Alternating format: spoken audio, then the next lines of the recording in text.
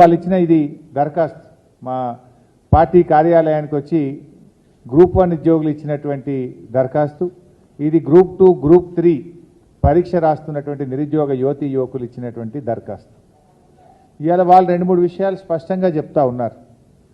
ఒకటి, group 1 ప్రిలిమ్స్లో pass అయినటువంటి విద్యార్థులకు 1:50 కాకుండా 1:100 చొప్పున మెయిన్స్ ఎగ్జామ్కు అవకాశం ఇవ్వాలని, తద్వారా ఎంతోమంది ఎస్సీ ఎస్టీ బీసీ విద్యార్థులకు మేలు జరుగుతుంది. 1:100 చొప్పున మరి మెయిన్స్ పరీక్షలకు అనుమతి ఇవ్వాలని చెప్పి ఈరోజు బీఆర్ఎస్ పార్టీ ఈ రాష్ట్రంలోని గ్రూప్ 1 పరీక్ష రాసిన విద్యార్థుల పక్షాన డిమాండ్ చేస్తూ ఉంది. ఆ రోజు ఇదే కాంగ్రెస్ పార్టీ మరి ప్రెస్ మీట్లు పెట్టి అశోక్ నగర్కి వెళ్ళి నిరుద్యోగ యువతీ యువకులతో సమావేశాలు పెట్టి మేము అధికారంలోకి వస్తే 1:100 చొప్పున మెయిన్స్ పరీక్ష రాయడానికి అవకాశం ఇస్తామని చెప్పారు. అంతేకాదు మీకు ఒక వీడియో కూడా చూపిస్తాను.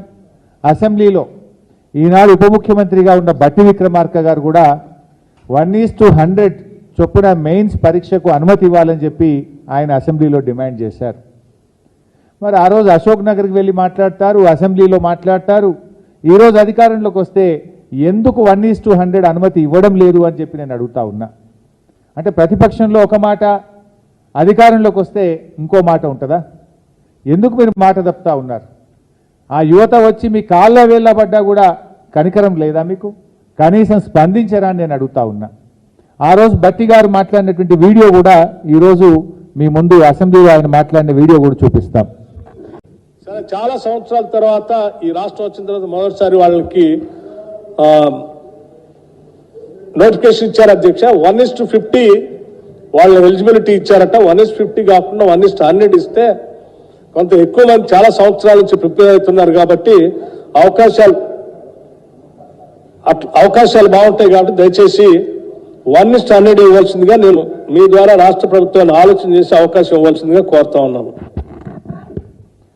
ఆ రోజేమో 1:100 ఇవ్వాలని యువతను రెచ్చగొట్టారు. మేము అధికారంలోకి రాగానే 1:100 అవకాశం ఇస్తామని చెప్పారు.